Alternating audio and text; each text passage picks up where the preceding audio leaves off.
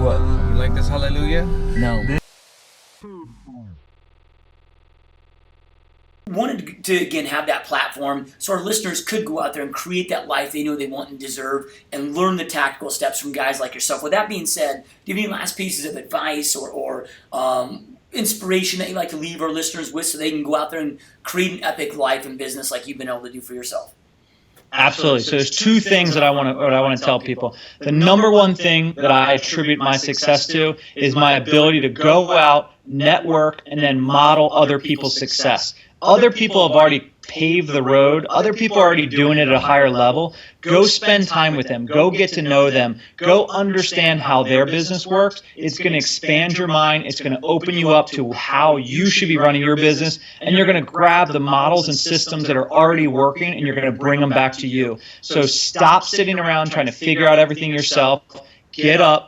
Go out there, start meeting other people that are doing it at a high level and start learning from them. And then when you've done that, you need to start giving back and teaching other agents that are below you. It's a constant cycle. If you're going to go out there and learn from other people, you've got to give back and teach others as well. The second thing I would say is too many people are creating spreadsheets, creating plans. They're making so much to do with, okay, how am I going to do this next step? And they've created this entire thing on their computer. Get it off your computer and start doing it. When you're about 60 to 70% sure, do it.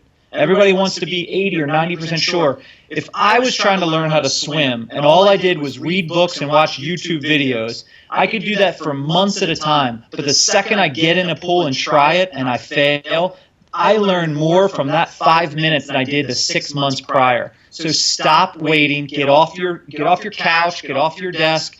Go out there and try it, fail, learn from it, and then come back and make it better. Fail faster and fail forward. What you must do then is you must adopt their behaviors and adopt their disciplines. And then you must perform those consistently, day in and day out. It's the only way that you're going to achieve those. If you want a different result, you have to learn and take on and start applying different behaviors. You know, the same person that is making 250 can't make 500 grand. And I'm not saying that you have to like morph into a new human being. What I mean is that your same behaviors, your same disciplines that got you 250 will not get you 500. Yeah, they got you 250, but now those need to change. So many people are just chasing, the finances or chasing whatever, and instead, it's the wrong focus. We need to focus on becoming that person first. You got to become that person, adopt those disciplines, adopt those behaviors first, and then attack those consistently. And that's the sad part about today is everybody's chasing comfort. And that's why everybody's so jacked up, messed up, and miserable. You got every 19 seconds an American dies from a prescription drug. And a lot of it's from antidepressants. Everybody's looking for that pill. And I've been to the point where I was planning out my suicide. And it was because I was operating down here and I was accepting that when I know my potential's up here. It wasn't getting up here that created fulfillment. It was just every day knowing that I'm taking action to grow to achieve this at some point in my world. And dude, the depression went away instantaneously. What keeps you guys leveling up for more? Because it's so easy to get caught in the, things are good, it's good enough. We can just kind of not necessarily coast, but pull the foot off the accelerator, not go for growth and travel more, take more days off, which you guys are choosing not to do. You're like, no, we did this, now we need to triple it. And then boom, boom. What keeps each of you leveling up? Like what drives each of you? Well, we luckily for us, we have the same goals and the same mentality. So I think that if there was a realtor that had the opposite, it may be a wife or husband, it doesn't matter. You guys have to be in the same mentality, the same boat. So we risk a lot of our relationships. For example, we don't go out. Too recently, we started going out more because of weddings and stuff like that. But there was a time for months and months we didn't do anything. Social events, for example, for offices, we hardly go to them. We hardly went to happy hours. Yeah, anything. And it makes it look kind of on the bad side a lot of times. People you might assume that you don't want to hang out with them, but when the grind is more important, we tend to just focus on that only. So that was one of the first things first. When I was introduced to real estate, the first few months, I was drinking the Kool-Aid. I had so much Kool-Aid, I had diabetes, I believed in everything in there, and it was all social events, but I didn't have one sell to my name. I didn't have any clients. Every time I did an open house, it was the worst. And I started to not believe that you could make any money in this industry. There was other realtors I would meet. They would make $300,000-$400,000. At the time, that seemed like a lot of money, and it still is. But it seemed impossible. Like, there's no way I could do that. He's been doing it for 30 years. I can't accomplish that. But the first thing was eliminating things that do not help you get to the next level.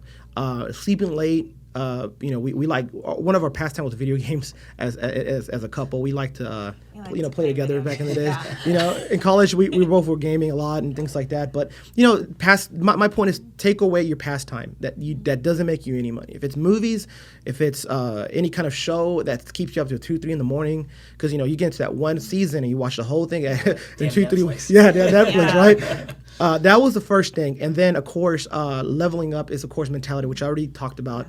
And we also learn not to compare ourselves to other successful agents. Just do you and do the best you can do, and just focus on yourself and looking forward, because those are just distractions, and that puts you down.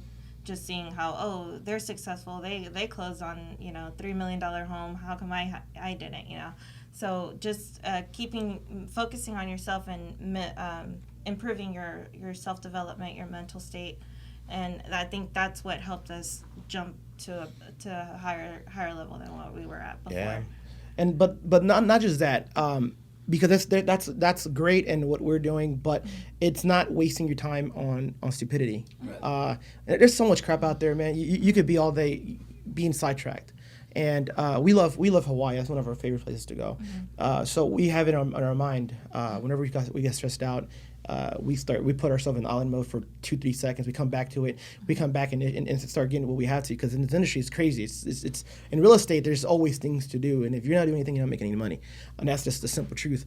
So we have goals that are short term. We might not go a lot to bars and parties and things like that normal industries do. But we're not in that normal industry. We're in the get shit done industry. So we go to the next level by putting ourselves into maybe coming here, learning some stuff, and then months later we take a small little retreat. But the whole time we don't stop working. I mean, there's times we're working 7 days a week, and there's our 7th, 8th, 9th day, and I forget that I haven't taken a day off, and I have to remind myself, you don't burn yourself out. But it's consistently coming through to the next day, and it gets hard. But I mean, it's something that is not impossible to do. I mean, the greats have all done it, and they're still alive, a lot of them. So I mean, why not? So that's another thing. It's listening to people like Josh. Listening, don't compete, and especially in relationships that are marriage. People tend to do this a lot. Yeah, and like she said, don't compare yourself to other top realtors. You're yourself, and that's it. You're the only competition that there is. Our crew is the best, man. I gotta say, never had a better team than we have right now. Everybody's just so dialed in, and treat them to something nice, dude, because they definitely take care of me, man. So you gotta take care of your people. It's the way success happens. Take care of your people. That's gotta be your number one priority as a team leader. Take care of your people, they will take care of you. Oh shit, what an a-hole.